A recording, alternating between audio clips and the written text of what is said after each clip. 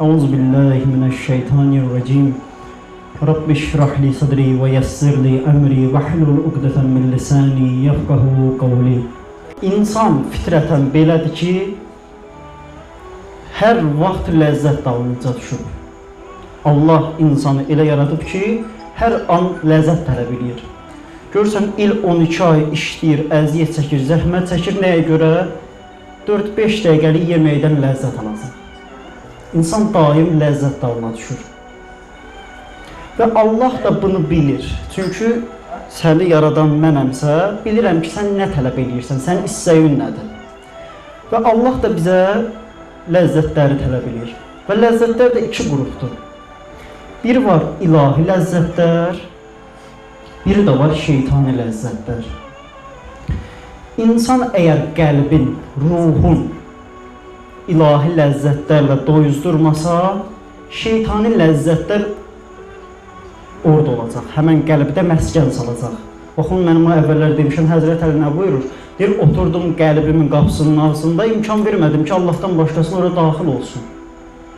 İnsan əgər ilahi ləzzətlərlə özünü doyuzdurmasa, məlumdur ki, şeytani ləzzətlər yerini tutacaq. Bəs bu ilahi ləzzətlər nədir?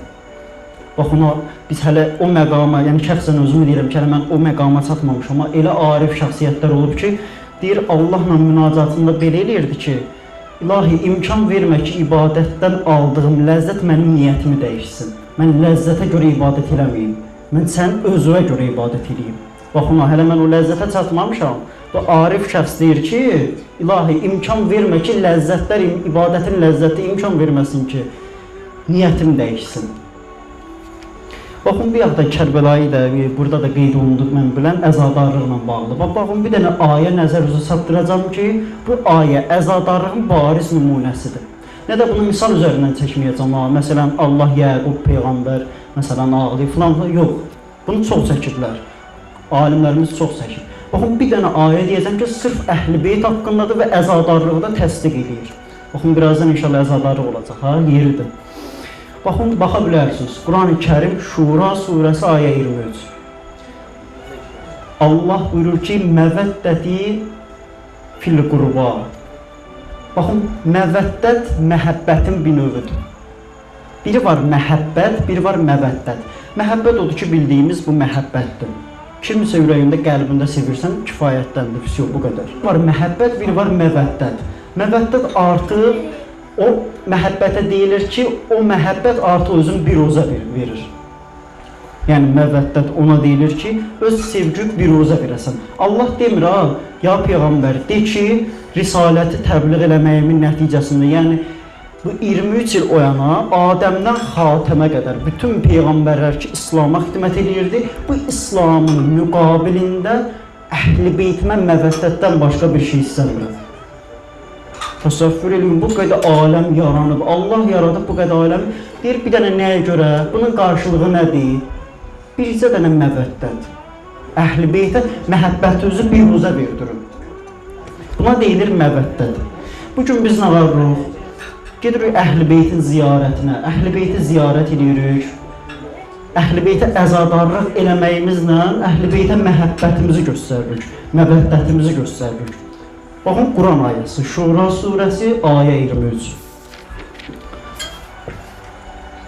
İnnəl Hüseyn misbahul huda və səfinətun nicad. Peyğəmbər buyurur ki, həqiqətən Hüseyn hidayət çırağı və nicat gəmisidir. Hidayət çırağı və nicat gəmisi. Əgər insan qaranlıqda, çıraqdan uzaq düşsə nə olar? Gözü 1 metr qabağını görməz, düzdür? 1 metr qabağı görənməz. Peyğəmbər buyurur ki, nicat gəmisi və hidayət çırağıdır. Bəs bu, sual eləyə bilərsiniz, bu nicat gəmisi nə olan şeydir? Baxın, necə ki, Həzrət Nuhun bir dənə gəmisi var idi ki, ona minən nicat tapırdı. İmam Hüseyin əleyhissalamın nicat gəmisi bu cürdür. Hər kim İmam Hüseyin əleyhissalamdan yapışdı, onun nicat gəmisinə mindi, nicat tapanlardan da olacaq. Oradan geri qalan, necə ki, Nuh Peyğəmbərin gəmisindən geridə qalan həlak olurdu. İmam Hüseyin əleyhissalamın nicat gəmisindən kənar düşən həlak olacaq. Baxın, hədisdə gəlib İmam Cəfər Əs-Sadiq əleyhissalam buyurur ki, 6-cı imamımız buyurur ki, Həqiqətən biz Əhl-i Beyt hamımız nicat gəmisiyik. Amma Cəddin Hüseynin nicat gəmisi daha geniş və daha sürətlidir. Baxın, hədisin gözəlliyinə baxın, deyir, İmam Hüseyin əleyhissalamın nicat gəmisi daha sürətli və daha genişdir. İnşallah çox uzatmayacağım sözümü, bir neçə hədislərdən də yekunlaşdırıram. İmam Sadiq əleyhissalamdan bir dənə gözəl hədis var. Buyurur ki, qiyamət günü elə bir göz olmayacaq ki, ağlamaz. Hətta başqa bir hədisdə gəlib ki, qiyamətin adlarından biri də Quran-ı Kərimdə həsrət günüdür. O gün hamı həsrət çəkəcək. Elə bir adam olmayacaq ki, həsrət çəkməz. Bəzisi elədiyi əməllərə görə həsrət çəkəcək, bəzisi eləmədiyi əməllərə görə. İndi deyə bilərsiniz, yaxşı eləmədiyi əməllərə görə həsrət çəkəcək. Bəs eləyən niyə həsrət çəkəcək? Cavabı çox sadə. Eləməyən eləmədiyinə görə həsrət çəkəcək. Eləyən də deyəcək ki, niyə görə az elədim? Kəş çox eləyərdim. Kəş Hüseynin məclisinin 10 günün 10-unda da gələrdim. İmamın 3-ünə, 7-sinə, 40-ına da gələrdim. Kəş əzadarlıqda ən fəal iştirak edənlərdən olardım. Kaş moizələri, xütbələri başdan aşağı qədər oturub qulaq asardım, diqqətlə dinləyərdim. Qiyamət günü insan bəzilərdə eləmədiyi əməllərə görə peşmançılıq çəkəcək öz yerində, eləyənlər də az eləməyinə görə həsrət çəkəcək.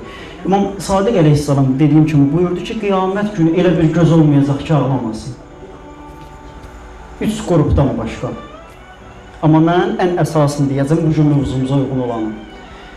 O göz ki, İmam Hüseyin əleyhissalama ağlayırdı. Baxın, hədisin gözəl. İmam Hüseyin əleyhissalama ağlayan gözlər qiyamət günü həsrət çəkməyəcək. İmam Hüseyinə ağlayan gözlər qiyamət günündə güləcək. Bir nəfər idi, Avropalı mühəndis idi. Onu daha dəqiq desəm, İsveçdən idi. Onu İmam Rıza əleyhissalamın məqbərəsini, belə deyək, hərəmin müəyyən işlərə görə dəvət elədilər ki, orada müəyyən işlər görsün. Həmən şəxs özü də xristiyan idi, müsəlman deyildi. Bu şəxsi gətirirlər İmam Rıza əleyhissalamın hərəminə. Baxır, belə çox özünün də xoşu gəlir, bilirsiniz də, indi gedənləri bilir, gedməyənlərə də Allah nəsib eləsin. Gedir, görür ki, çox gözəldir, biraz o yanında da tərcüməsi var, deyir, bura nə olan şeydir, bura çox adam var. Deyirlər, bura İmam Rızanın hərəmi deyirlər, İmam Rızanın hərəmi. Görür ki, çox adam var da, ziyarətgahda nə qədər adam var, deyir, sağdır yoxsa necə? Deyir, yox, rəhmətə gedib də, dünyasını dəyişib, xristiyandır, bu cür izah edir. Deyir, neçə aydır rəhmətə gedib? Deyir, o nə danışırsan, neçə ay nədir? 1400 ildir bu adam vəfat edib, şəhid olub. Deyir, 1400 il təəccüblənir ha özü. Deyir, çünki bu qədər adam 1400 il əvvəl bu şəhid olubsa, bu qədər adam burada nə gəzir, təəccüblənir. Baxın, Ərbəyini yada salma, hər il milyonlarla insan gedir Ərbəyinə. Kərbəlayı. Deyir, bu nə məsələdir? Hər nəysə, özü də biraz maraqlı gəlir. Görür, insanlar yalvarır, dua edir. Deyir, bu insanlar niyə belə ağlayır? Deyir, yəni burada biz özümüz dəfələrlə şahid olmuşuq ki, imamın kəramətləri baş verib. Bu mühəndisin də özünün İsveçdə ailəsi, İsveçdə bir dənə övladı xəstədir. Yeriyə bilmir, yataq xəstəsidir. Başlayır bu da dua eləməyə. Tərcüməsi baxır, tərcüməsi müsəlmandır da. Baxır ki, bu ağlayır, elə bu da istəyir İmam Rızadan. İstədi ki, dedi, özü danışır tərcüməsi. Deyir, istədim deyəm ki, sən xristiyansın, sənə nə düşüb? Deyir, baxdım ki, İmam Rıza ki, mehriban imamdır, rauf imamdır. İmam Rıza ona etiraz eləməyəndən sonra mən kiməm ki? Hesab demir. Birazdan sonra həyat yoldaşından zəng gəlir buna. Bu da ağlayır da, belə deyək, İmam Rıza ilə söhbətdədir. İmam Rıza ilə söhbətdədir, zəng gəlir, həyat yoldaşı zəng edir, tərcüməçiyə deyir, söndürsün telefonu. Söndürür, öz işi ilə məşğuldur. Bir dəfə, 2 dəfə, 3 dəfə, axırda məcbur qalır, özü açır. Deyir, hardas, həyat yoldaşı soruşur ki, o mühəndisdən, mühəndisin, həyat yoldaşı mühəndisin soruşur ki, sən hardasan belə? Deyir ki, filan ölkədəyəm. Deyir, o filan ölkənin hansı şəhərində? Deyir, Məşhəddəyəm, Məşhəd şəhərindəyəm. Deyir, bayaq qapı döyüldü. Qapı döyüldü. Deyir, bir nəfər şəxs idi, nuranidə şəxs idi. Baxın, mən ümumiyyətlə cəfəngiyat danışmaqdan xoşum gəlmir, amma bəzi hadisələr var ki, həqiqətən alimlər tərəfindən təsdiq edilir. Yəni, mən də çalışıram ki, ancaq onları danışam. Deyir, gördüm qapı döyülür, Qapını açdım, gördüm nurani bir şəxsiyyət. Bir mənə dedi ki, məni həyat yoldaşım göndərib bura ki, övladınızı müalicə eləyəm. Bir adını soruşdum ki, hansı həkim? Deyir, Doktor Rıza. İndi bu həyat yoldaşı özü Doktor Rıza deyir, ha, deyir adım Rıza. Həyat yoldaşı deyir ki, xahiş edirəm o Doktor Rızaya mənim adımdan təşəkkür edə. Deyir, gəldi övladımıza bir dənə başına əlini çəkib getməklə övladın ayağa qalxması bir oldu. Yenə də deyirəm, bunların heç biri cəfəngiyat deyil. 2 gün bundan qabaq Ərbəyində bir dənə iflic uşaq şəfa tapdı İmam Hüseyin əleyhissalamın, Əbəlfəz ağanın vasitəsilə. 2 gün bundan qabaq.